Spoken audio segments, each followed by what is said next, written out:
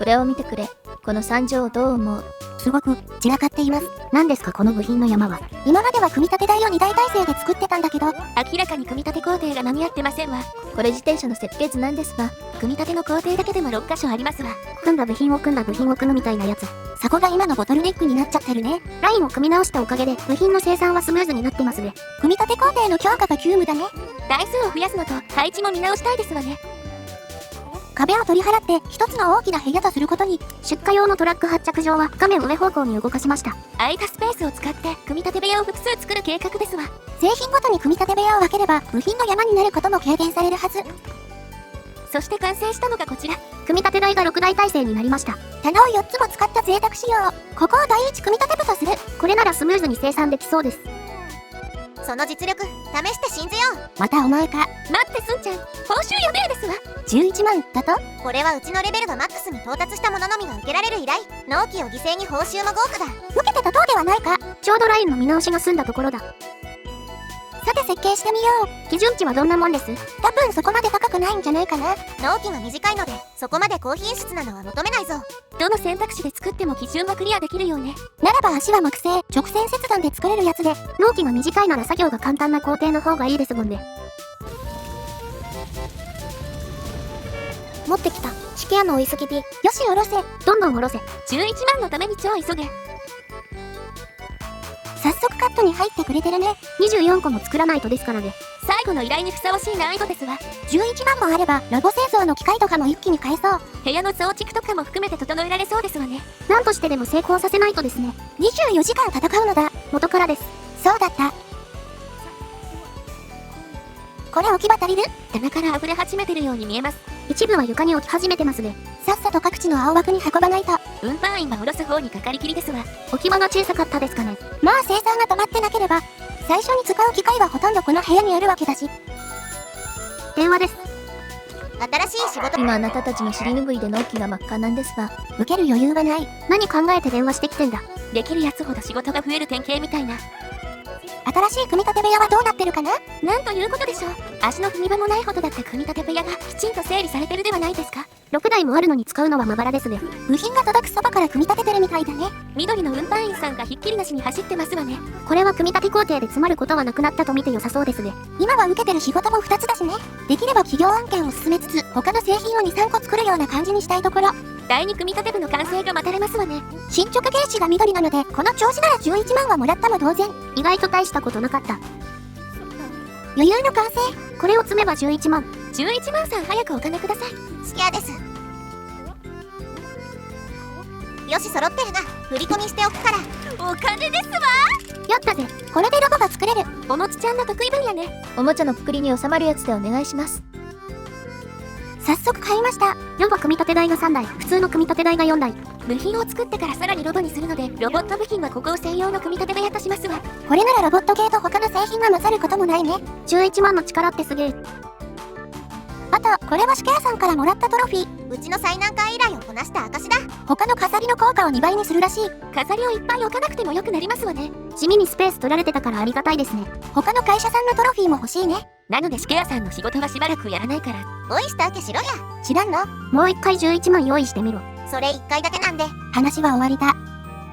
お金に余裕があるので、第2組み立て部屋と休憩室も。こっちはやや小規模な依頼用ということで、出荷用の倉庫もかなり広くなりましたね。ついに一部屋丸々製品置き場となりました。いっぱい作っても大丈夫。でも手積み手下ろしのまま。クソ会社。線形はこんな感じ？左下の方で加工したものをこっちで組み立ててますわ。広くなりましたね。買える敷地自体はまだ半分以上あるんだけどね。でも大まかな動線は整えることができましたわ。早速ラボにチャレンジするのだ。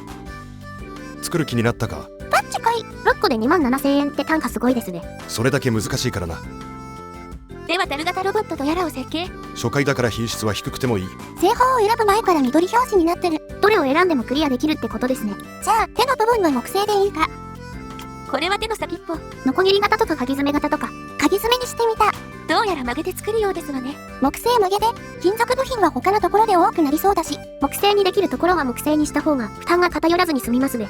これは頭かな？カメラの形状を選ぶみたいだけど、当初のデザインと違うようですが、気にするな。頭の形が変わっちゃった。おもちゃ業界的にアウトなのでは。品質基準がクリアできてればいい。もう違いがわからないからどれでもいいか。金属押し出しか中装ですわね。押し出しの方が早いのでそっちで。これは足かしら？どうやら関節の有無みたいです。関節なしの一方物で、なんでですか？簡単なので、足は飾りじゃないんです。コストに見合った成果が得られるのかね。ロマンがあります。却下である。そんな、これは胴体部分かな？丸いのと四角いのと。どうでもいい。良くないです。箱にガンダムとか書いとけばいいんだよ、こういうのは。全然別物ですがね。とりあえず製法の選択は済んだかな？今までの機械の集大成といった感じですわね。でも今なら対応可能です。作業台の割り振り。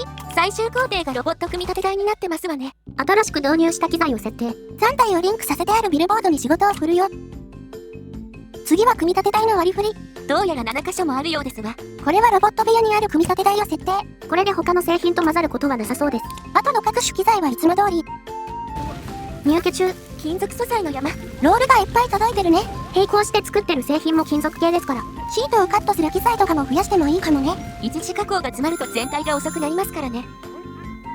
はいはい。うちの子会社最強であるパラソルを超えただとアヒルぶつけるすこのいたずら電話でした。最近多いね。詐欺グループとかに番号流出してるんじゃ。困ったものね。ロボ部屋の様子。左側で部品を組み立てて、右側の最終工程へちゃんと送ってるね。進捗もかなり余裕がありますわ。これなら今後はロボットの依頼でもこなせそう。単価が高いから積極的に受けたいですよね。従業員もかなり増えてますしね。もう誰が誰だかわからないよね。創設時からいるお父さんとかなら。多分会社のどこかにはいるんでしょうけど。お父さんがどっか行った。言ってません。うちに完成。では出荷にトラックを呼び出し、間違って荷受けに呼ばないように。その名称どうにかなりませんか？日本語対応なのに名付けには無理なのじゃよ。まあよくあることです。アルファとかベータよりはわかりやすくない？それはそうですが、注文通り今後は定期的に依頼出すから。27,000円ゲット。顔はいかついのに名前は可愛いインコ社さん。猫に餌やってそうなインコ社さん。やってねえし。さて今後の目標はというと、製品個数はまあほっといてもいいやつ。問題はこの市場を飽和させるってやつね。需要以上に出荷しようとすると出荷可能個数がゼロになって飽和状態となるわけだけど、つまり数十個もの在庫を抱えて一気に流せということだ。しかも流しきれない在庫まで抱える必要があると。作ってる間の会社の現金が心配ですね。このゲームで一番難しいのこれだからな。こういう需要が下がり傾向の製品が狙い目。需要数は36個なので40個くらい作っておきたいところ。需要が下がりすぎると終売になるので、そこは注意したいところですね。スキルによって少し未来のグラフの推移が見れてるので、終売になるのがわかるのだ。製品によっては60個くらい作らないと飽和できなかったりしますわ。そんなわけでナイトテーブル40個、蓄音機50個を受注して阿鼻教官の図。荷物量が凄まじいですね。普通はこういう受注しませんから。おろす場所ねえんだけど、どこでもいいので置いてってください。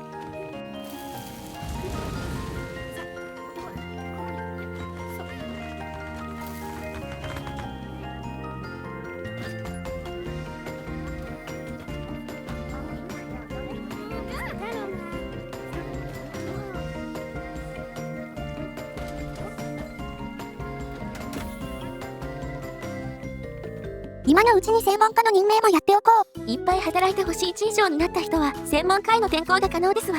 専門家10人以上がマイルストーンの条件でしたね。では、三浦の父ちゃん、あなたを木材の専門家に任命します。今後は木材班のリーダーとして一層の働きを期待します。開業当初から頑張ってくれてましたからね。次、三浦のせがれ、あなたをプラスチックの専門家に任命します。息子くんも出世ですわ。まあ10人専門家にするので結構な人数出世しますわね。